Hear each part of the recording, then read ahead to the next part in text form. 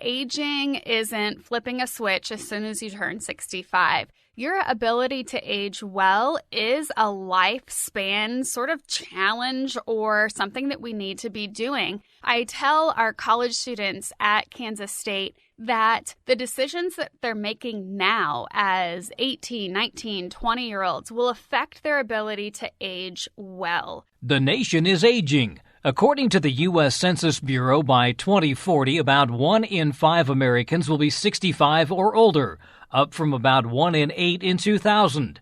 K-State Research and Extension offers a variety of programs and publications to help people grow old gracefully, successfully, and with increased longevity. On today's Sound Living, Aging Well. Sound Living is a weekly public affairs program produced by Research and Extension at Kansas State University. I'm Jeff Wichman.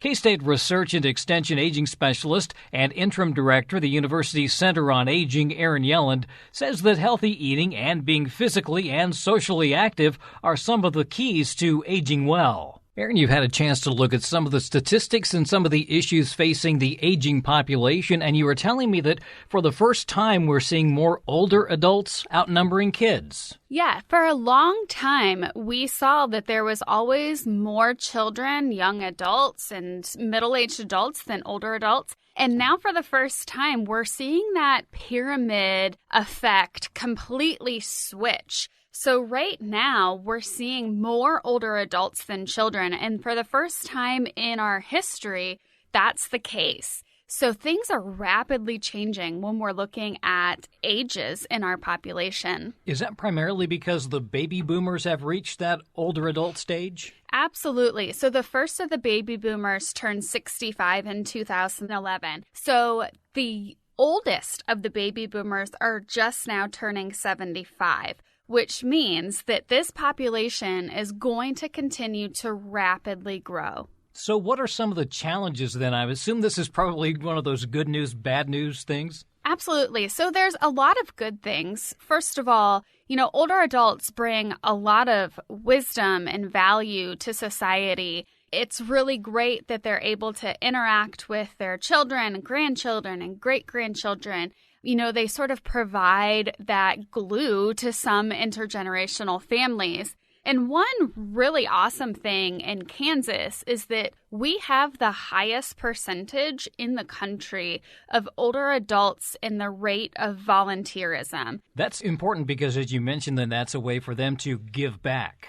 Yeah, so older adults, once you're retired, or even if you're working part-time or even full-time, it's a lot easier for you to find the time to give back because you're not necessarily dealing with the number of obligations that we have when we're younger and perhaps raising kiddos. It's nice to have the time to do things, and a lot of people have planned to do things as they age. The one problem maybe we run into is sometimes the health does not allow that to happen. Yeah, so as we age, obviously we have more health concerns that happen. But there are ways to combat that through healthy aging, taking care of yourself, and all those things.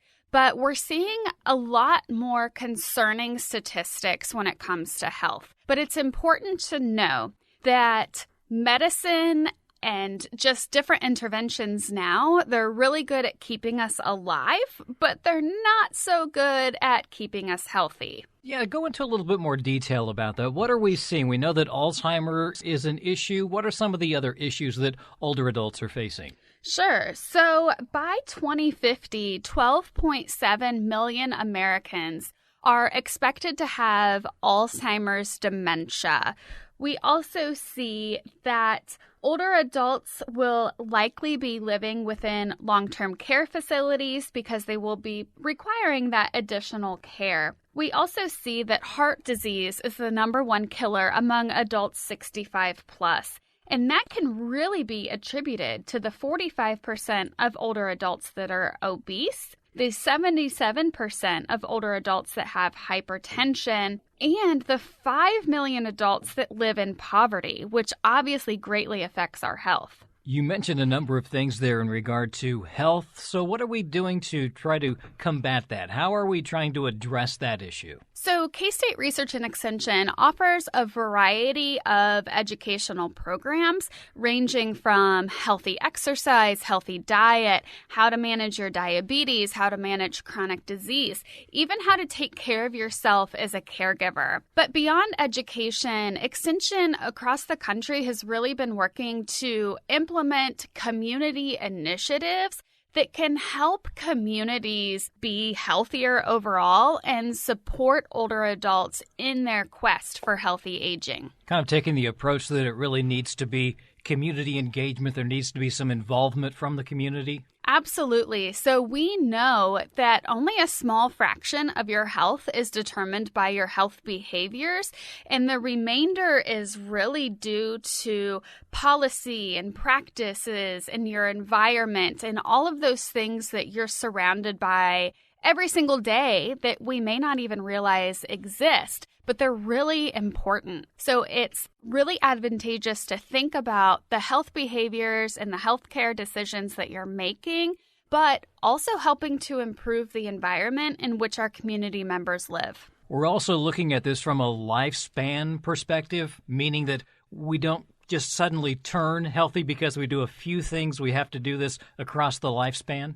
Yeah, so I always say that aging isn't flipping a switch as soon as you turn 65. Your ability to age well is a lifespan sort of challenge or something that we need to be doing. I tell our college students at Kansas State that the decisions that they're making now as 18, 19, 20-year-olds will affect their ability to age well.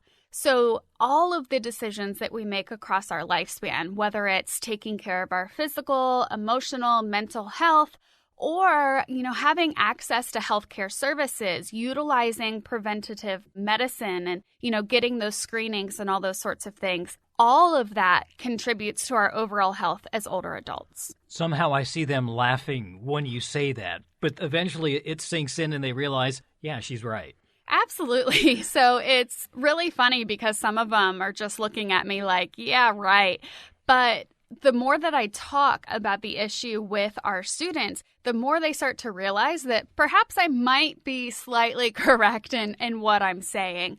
So it's really important, but, our younger generation oftentimes thinks they're invincible and nothing's going to hurt them. And, I was the same way when I was a teenager. So it's really important that we're working to help people understand the importance and value of their decisions across their lifespan. Well, and sometimes just looking at mom, looking at grandma and grandpa also gives them the idea that, yeah, at some point I will reach that same stage. Yeah, so we know that because people are living longer, there's a lot more grandparents and great-grandparents around, a lot more intergenerational families. And when you're able to see the issues and challenges that can be associated with aging, perhaps you will be more likely to think about how you can combat those negative things. A lot of people are also concerned about aging in place, meaning that they can stay home longer. And this is kind of part of what Extension works to do as well. Yeah, there's not a whole lot of people who have the goal of going to live in long-term care facilities. Most of us want to age in our home and live independently for as long as possible. And K-State Research and Extension is working to help older adults in that way. So, for example, one of the biggest determining factors of your ability to stay in your home as long as possible is the environment that you're living in your home. Is your home a safe place to live? And Extension is able to offer a program called Simple Home Modifications, where we're able to help you identify free and low-cost changes that you could make in your home to make it a safer place to live. A lot of it's focusing on those simple things, removing throw rugs, making sure that cords are out of the way and that furniture is strategically placed so that it's out of the way, but yet if you're unsteady on your feet, it's in a place where you could grab onto it if you need to. We also know that grab bars and having sturdy handrails on stairs is really important, but also some of those things that we don't think about about, like moving things in our kitchen and in our bathroom that we use on a daily basis, moving them to an area that's easier for us to grab. So if you have things on higher shelves in your kitchen, move those down and think about accessibility throughout your house. I think Extension also used to have some kind of kits that they could pass along as well that had a lot of those assistive devices in there. Yeah, so we still are able to offer those. And really, the point is to expose older adults and their caretakers and their family members about the different assistive devices that you can use as an older adult to help you live independently. So whether that's, an extended shoehorn that will help you get your shoes on, or the reacher grabbers, and being able to use those sorts of things, but also thinking about, how you're able to turn on lights and turn doorknobs and do all these sorts of things in an easier way is something that Extension is able to help educate you on. Arthritis is another problem for older adults? Yeah, so arthritis is incredibly prevalent. We see over 50% of adults living in the United States have arthritis, and we actually expect that number to be quite a bit higher. And the reason for that is because some people think that arthritis is normal and is expected when you are older, when in fact that's really not the case. So they're not talking with their doctor about it, so hence they're not getting a diagnosis, which is making the numbers look smaller than what they are. So arthritis can have a huge impact on your ability to move around safely and comfortably. But there's a lot of things that can be done to help improve arthritis conditions. And one of the biggest ones is actually physical therapy, not medication. Yeah, ironically, we think not using our hands or not walking if we're stiff is going to make it better, but that actually makes it worse. Yeah, so something that's interesting that I heard several years ago that's super catchy and helps you remember is that motion is lotion for your joints, your bones, and the whole thing. Keeping our bodies active and moving, that's that motion is lotion concept for your body. Is that kind of one of the messages of Extension then, is to keep engaged, keep moving, keep active? Don't think just because you reach a certain age that you have to slow down?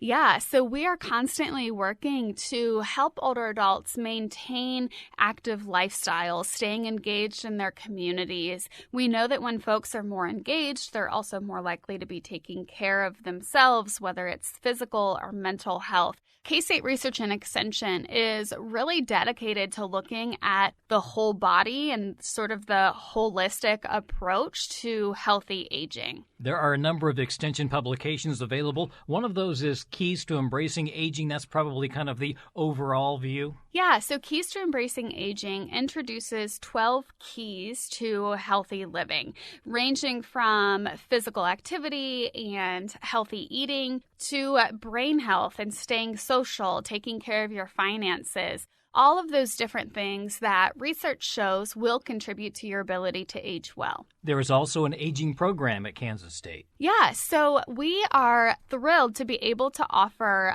degrees in gerontology, both at the undergraduate and the graduate levels. So students are able to combine their specific career interests with gerontology through our secondary major and our minor. And at the graduate level, we offer a Master's of Science degree in gerontology, which we are ranked in the top 5 in the country, and we are one of the only schools within the region that offer that degree. And based on how we started this conversation, it looks like that is the path forward because they're going to need people in that field. Yeah, so the need for gerontologists and professionals that understand aging has never been greater. And so opening that opportunity for students to understand the importance of aging and how to address aging issues in their own career is incredibly important. And we're so excited to be able to offer that opportunity to Kansas State students. That's Erin Yelland, a K-State Research and Extension Aging Specialist and Interim Director of the Center on Aging. Information on healthy aging can be found on the university's Adult Development and Aging website, aging.ksu.edu. Sound Living is a weekly public affairs program produced by Research and Extension at Kansas State University. I'm Jeff Wichman, and this is the K-State Radio Network.